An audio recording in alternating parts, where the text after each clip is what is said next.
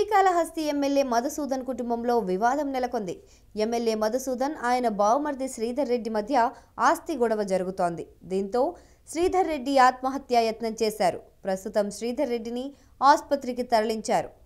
విషయం తెలుసుకున్న పోలీసులు విచారణ చేపట్టారు. పూర్తి వివరాలు తెలియాల్సి ఉంది. శ్రీకాళహస్తి ఎమ్మెల్యే బియ్యపు మధుసూదన్ రెడ్డికి ప్రైవేట్ పిఏగా పనిచేస్తున్నట్టుగా సమాచారం. అయితే హౌసింగ్ బోర్డు కాలనీకి చెందిన రవి ఇంటి వద్ద ఉరివేసుకొని ఆత్మహత్యకు పాల్పడ్డాడు. అయితే 4.5 ఏళ్ల పాటు తిరుమల దర్శన వ్యవహారాలను నడిపించారు. తన ఆత్మహత్యకు కారణాలు తెలియరాలేదని 1 టౌన్ పోలీసులు ఘటనా స్థలానికి చేరుకొని కేసు దర్యాప్తు చేస్తున్నారు.